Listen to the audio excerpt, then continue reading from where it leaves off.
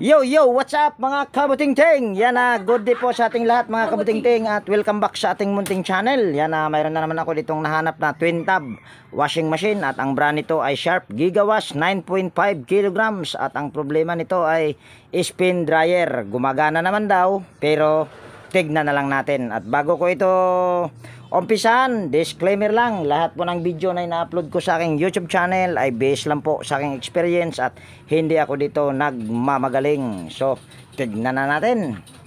Una, saksak lang natin. Saksak na boss. Ayan. Ayan o.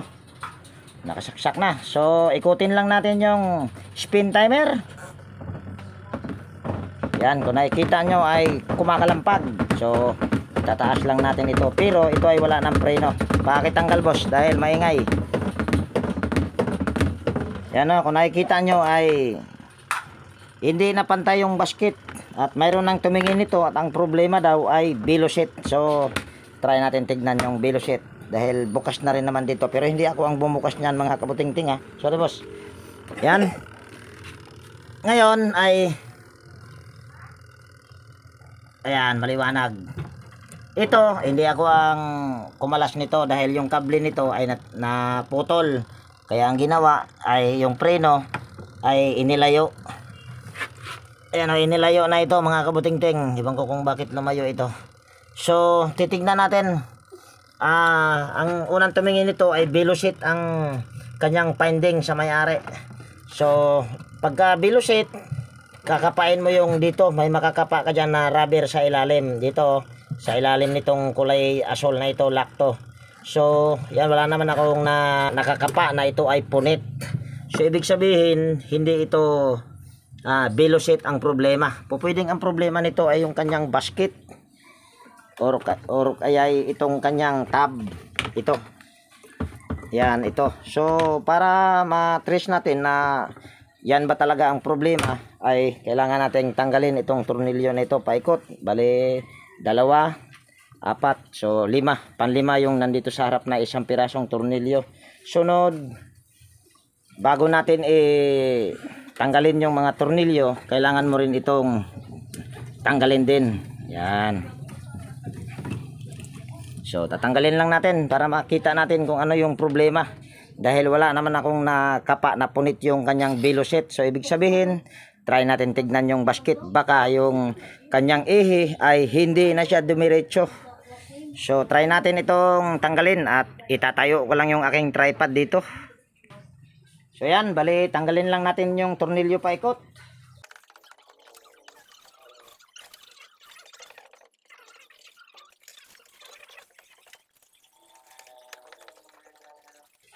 So, yan. Bali, tanggal ko na yung lahat ng tornilyo paikot. So, kukuha muna ako ng flat screw. Yan, mayroon na ako ditong flat screw. So, ito ay ating iangat lang. Tapos, yan, gagamit tayo ng flat screw. Tapos, gaganituhin lang natin. Or kaya, pwede rin itutulak doon sa loob. Pero, dahan-dahanin mo lang ito, mga kabutingting, dahil madaling mabasag yung plastic nito.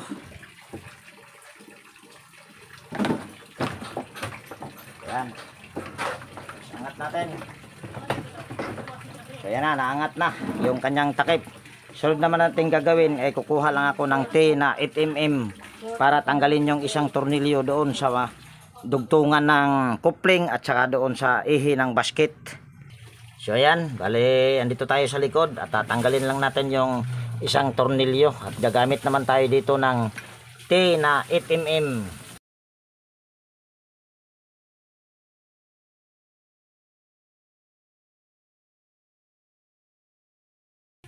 Ayan, ito na yung isang tornilyo na sinasabi ko. Ayan o, ito na yon. So, huhugutin lang natin yung basket para makita natin yung pinaka-ihi nito kung anong nangyari. Kaso, ay ayaw matanggal. Bakit kaya? Tanggal na yung, ayun, kita ko na yung problema nito mga kabutingting. Ang problema nito ay hindi yung basket at hindi rin yung belo. So, tanggalin ko muna yung basket. Yun nga lang, hindi nyo makikita dahil maiksi yung ito. Maiksi yung aking ito ba? Yan, ito naman ay pwedeng, tingnan natin. Medyo lang, pero ewan ko lang kung ito ba ay pantay, pero tingin ko naman ay hindi siya tumabingi. So pinaka problema nito yung kanyang ano bang tawag niyan, yung kanyang coupling, dahil yung kanyang coupling ay umangat. So mahirap ito paano ko ba ayan, ito umangat itong kanyang coupling nung, kaya hindi ko mahugot yung kanyang basket, dahil yung kanyang coupling ay ito yan nakasama. So ibig sabihin pwedeng ang problema yung coupling. So ang gagawin natin nito ay kailangan nating tanggalin yung lahat ng tornilyo naman ito paikot. Ang kagwang na, malaki trabaho pala ito. Bale, hindi ko muna ipapakita yung pagtanggal ng tornilyo paikot. Ilang tornilyo lang naman ito ang tatanggalin, 2, 4, so 5 tornilyo lang ang kailangan nating tanggalin dito. So stipot lang muna kayo dyan, at kailangan natin yan na tatanggalin yung 4 na tornilyo para makita nyo kung ano talaga yung pinaka problema nito. So ayan, bali natanggal ko na yung pinaka niya mga kabutingting, pinaka tawag nyan lahat ng tornilyo sa paikot nitong kanyang katawan. So ito yung problema, yung kanyang itanggal or nasira na ito. So yan lang yung pinaka problema, hindi yung bilo, dahil yung bilo nito ay papakita ko rin sa inyo na ito ay hindi punit. Ang may-ari nito ay nag-order, pina-order na daw sa unang gumawa nito. Ito, yan kung nakikita nyo, hindi pa talaga punit yung bilo. Ayusin ko yung aking tripod para kita nyo yung bilo talaga na hindi talaga punit. Ayan walang ka punit-punit yung kanyang bilo. Ewan ko lang kung lumaki din ba itong kanyang butas na ito, pero hindi problema para sa akin yan. So ang pinaka problema lang ay ito, yan, itong kanyang ito, hindi rin to sira. Kung sa baga ang nangyari nito mga kabutingting, tatayo ko lang yung aking tripod para ma-explain ko ng maayos. Yan, siguro kaya siya nagkaganito dahil itong tornilyo na ito, ayan, mayroon pang awang ayan hindi siya mahigpit. Nung hindi siya mahigpit, so ito yung nagiging ito yung nasira. Ito kailangan natin itong tatanggalin, itong na yan, yung pinaka bang tawag nito, hindi ko alam kung anong tawag dito, basta ito tatanggalin ko lang at kuha muna ako ng gamit. Yan, bali try nating tanggalin ito sa gamit nitong flat screw. Nako, matigas. Yan, gamit tayo ng pliers at saka side cutter. Try natin itong tanggalin. Nako, matigas ang kagwang. So para hindi ako mahirapan, tanggalin ko muna itong 3 tornilyo na ito. Try natin kung tama ba yung naiisip ko. Dapat talaga mga kabutingting, tayong mga technician ay hindi tayo basta-basta na magbigay ng findings kung hindi tayo sigurado na yun talaga ang sira, para nang sa ganun hindi gagastos yung may-ari. Pero hindi pa naman dumating daw yun, pwede naman siguro i-cancel yun. Nako, bakit ganito? Anong nangyari nito? Bakit ayaw na matanggal? Ayaw matanggal dahil pala ditong kagwang na ito. Mukhang hindi maganda ito Gamit tayo ng flat screw nito.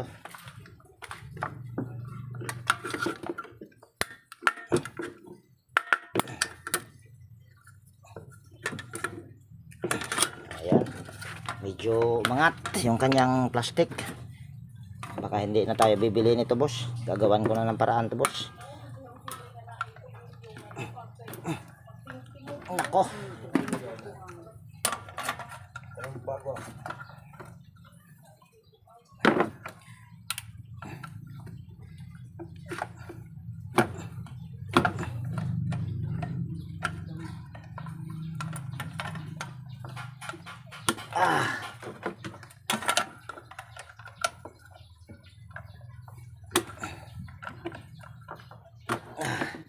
Ayan, ito na yung pinaka problema niya. Ito lang.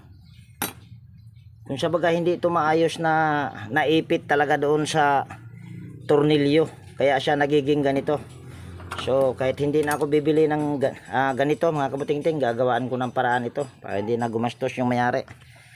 So babalik ko lang yung tornilyo na ito. Yan, babalik ko lang ito.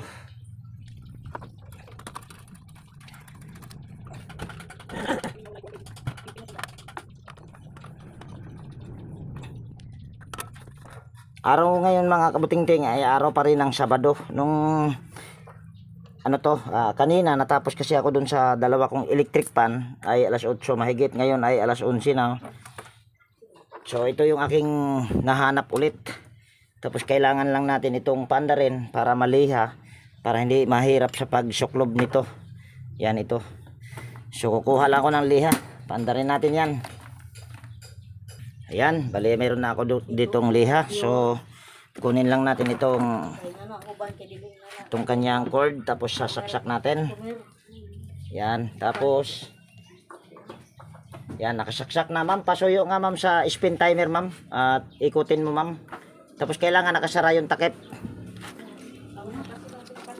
Ayan, umaandar na. So lilihain lang natin ito.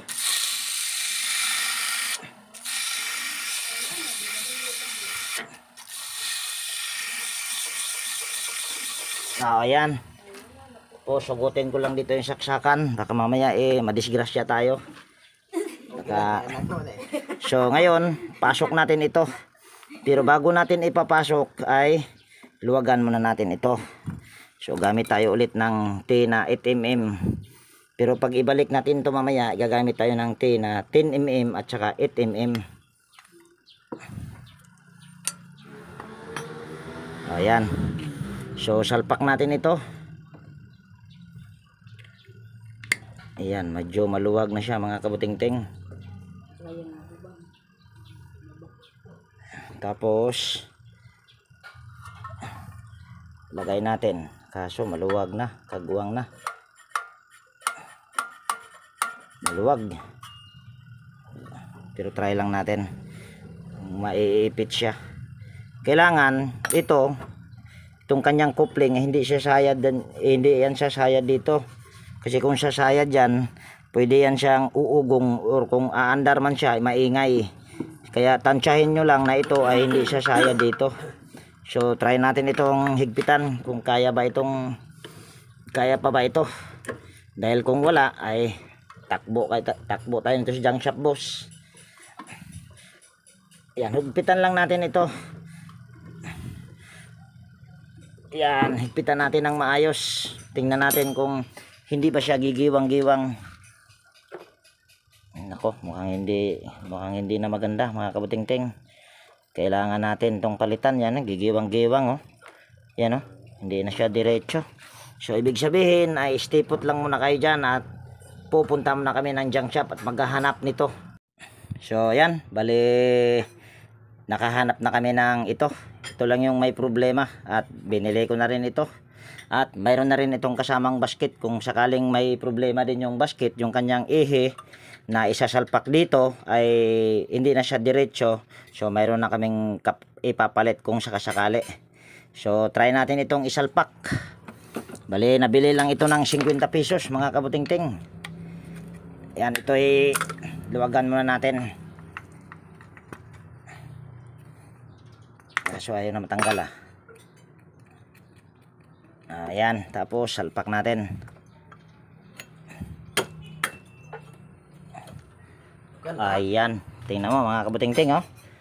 Ayan, wala na talagang giwang-giwang, wala talagang wiggle yan. So higpitan lang natin ito. Tapos ayusin natin pag higpit nang sa ganun ay hindi magiging katulad doon sa nangyari nito. Yan.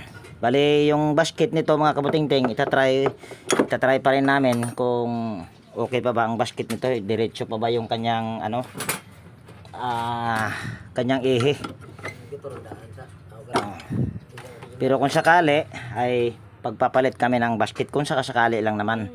So ito ay ating assemble.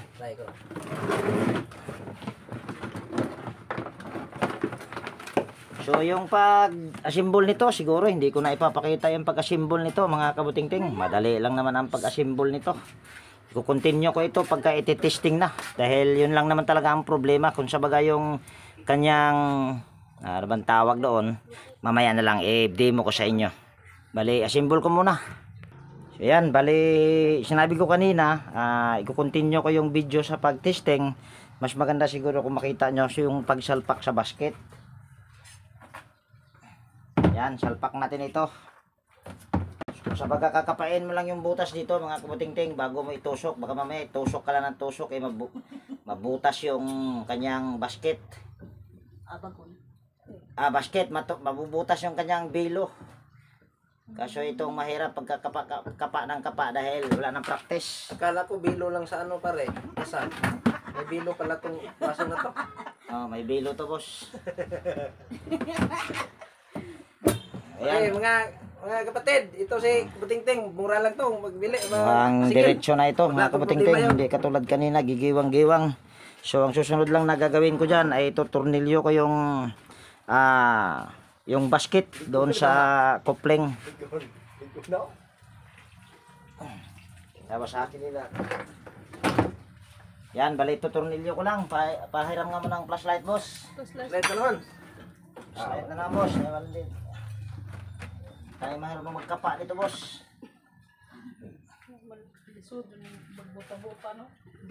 Git-git man, ma'am.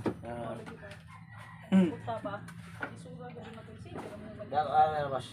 Palihog ko tudok sa basket, boss. Kamay rahin ay padong sa tuon mo, padong tuon mo. Nako. Ay, hina.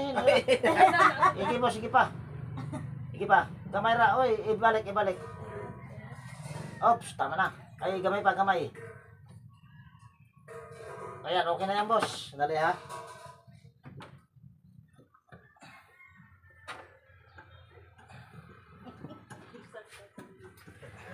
Boss.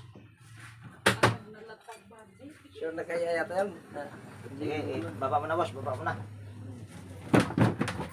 Agay, yung buwang. Oh, nangyari. Wala pa namang nangyari, boss.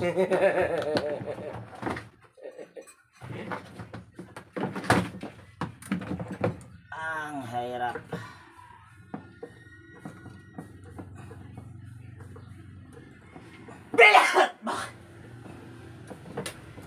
Nako. Paano nangyari? Umayaw? Sabihin mo, huwag umayaw.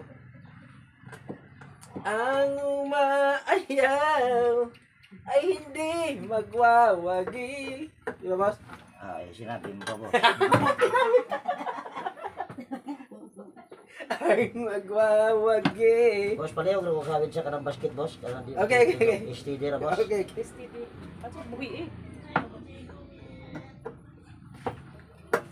Hirap magkapa-kapa, mga kabutingting. Ayaw kasing magduga.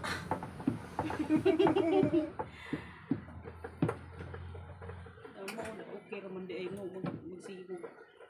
Ako man yung hinduan ba? From the wild. Okay raman. Duga naman to. Duga. Ay. Suli ilaga diha. Ay ingay mo man naging gipanag. Boss, buhay na, boss. Buhay na, boss. Okay. Ayan. Tahan, bukan eh. Sige, boss. Lagyan mo ng damit, boss. Lagyan na naman. Lagyan mo na, boss. Ano problema yan? Kaalaman to ngayon. Ikalat nga. Tatagal na yan. Ay, kamastik yan.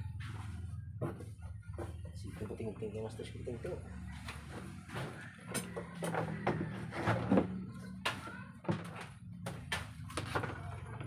Okay. Sak! Dahil lang, boss. Ayos ko pa yung wirings. Ayan. Ayos ko muna yung ano niya dito. Yan, ito.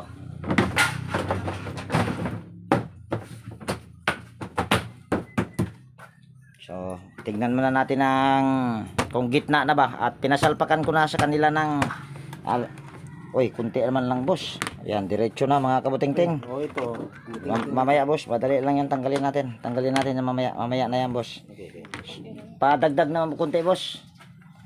Ito. Sige, para Kana be? matitesting natin talaga. Lagi ko na. Adusak ko na pa. Okay ba? Adusak. Iba to. So, saksak ko dito yung saksakan, mga kabuting-ting. Ah. Pagpat mo yata, boss. Ayan, sige. Ngayon ay ikutin natin yung spin timer. Boss, mandar. Gumagana kaso parang mabagal. Boss, bitap di ano mo lang. Hindi na yun. Okay na. Okay na. Di, ito magibalik na. Ayan. Okay na yan mga kabuting-ting. Hindi ko pa tinornilyo yan. Kita nyo naman. So, good na. Ang pinaka problema lang ay yung ano, kukunin ko muna. Yan o, gigiwang-giwang na siya. Dahil hindi ko pa naman yan tinornilyo. So, ibig sabihin, yun lang yung problema. Bale, ito lang ang problema. Yan, ito. Kung kita nyo, sinalpak ko. Ito lang yung problema niya. So, hindi bilo ang problema nito. Medyo hindi rin masyadong tumining, boss, no? Okay pa naman ang kapasitor nito, mga kabuting-ting. Pero, sisirisan natin yan. Sige, tama na, boss. Kaya iayos natin ng maayos. Sige, okay na yan, boss. Okay na yan. Huwag mo patayin yung timer. So, bali, ito tornilyo ko lang paikot yan, mga kabuting-ting, at hindi ko na ipapakita. Ganon din yung pagtornilyo dito sa taas, paikot. So, hindi ko na rin ipapakita yung pagtornilyo nyan. So, stay put lang muna kayo dyan. So, yan. Bali, final testing na ito, mga kabuting-ting, at natornilyo ko na yan, paikot. Pero, yung wirings nya, hindi ko pa inayos. So, yan. Testing natin. Bali, final testing ito. So, try natin ikutin yung kanyang spin timer. Sige, igagana yan, kuya. Ay, wag mo pag ito kasi pag ibukas mo, may contact point ito. Wala na. Putol na. Yan, ha? Pinutol ko na. Ano, pinutol mo na? Nakarekta na pala ito. Pwede na itong Nakarekta na daw pala ito, mga kabuting-ting. Nirekta na pala siguro yung wirings doon sa timer. So, okay na ito, mga kabuting-ting. So, mamaya, tapatapusin lang muna natin kung ito ba ay nakakatuyo. Ayan, no? Tumagas na. Ayan, no? So, pinaka problema lang ay yung ano niya, yung doon sa coupling. So, yun lang yung pinaka problema. Tumining ba, boss? Tumining? Tumining na daw, mga kabuting-ting. So, okay na yan. Tayin lang natin matapos yung timer. Okay to sa kabuting-ting, So, pinaka problema nito ay hindi bilo. Kung baga yung tumingin nito, medyo sablay. Tapos nag-order pa sila ng bilo. Kung dumating yung bilo, so hindi rin magagamit dahil hindi naman problema yung bilo. Kung sa baga, hindi lang kasi talaga siguro tinignan ng unang tumingin nito kung ano talaga yung pinakasira. Excuse me po.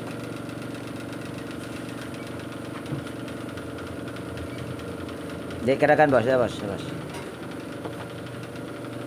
Bagay, wala na rin na masyadong tumagas. Mayroon pa. Tayin lang natin kahit hindi pa matapos yan, basta wala nang tumagas dito sa hose ay okay na yan.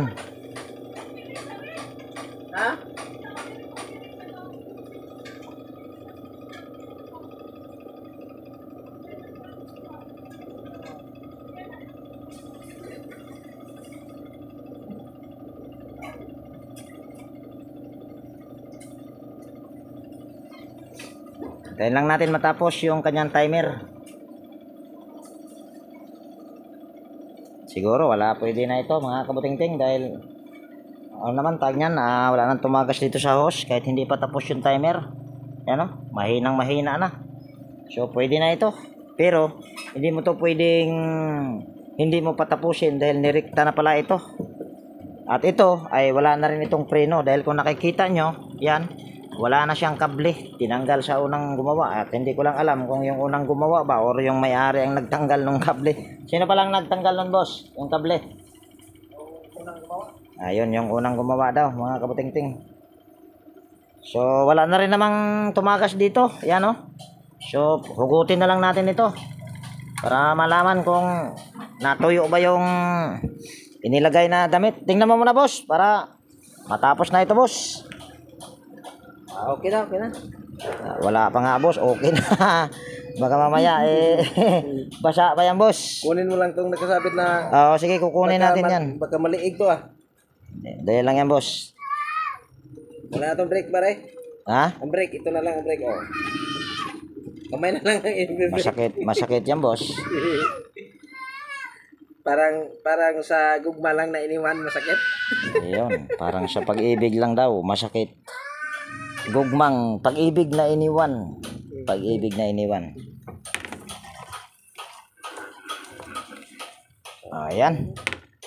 So, tingnan mo muna boss, kung okay na ba yung damit. O, tingnan mo muna. Okay na, masyadong mainit na eh. Okay na boss? Ayan. Okay. Okay na daw. Ari kayo na kabuting. So, dito mga kabuting-ting, sa pag-ayos ng wirings ay hindi ko na ipapakita sa inyo. Ganon din yung paglagay ng panbelt. Ay, nailagay ko na pala yung panbelt. So, dito ko natapusin yung video natin sa araw na ito. At kung nagustuhan nyo itong video na ito at kung mayroon kayo ditong natutunan, baka pwedeng palike at pakishare. At higit sa lahat, kung bago kang napadpa dito sa aking munting channel, baka pwedeng hilingin ko na rin yung inyong pag-subscribe at pakipindot na rin yung notification bell at ilagay sa all para ma-notify kapag mayroon akong mga bagong i-upload na video. So ayan, laging nag-iwan sa inyo ng ingat tayo palagi at God bless po sa ating lahat mga kabuting-ting. Yan, bye bye na po!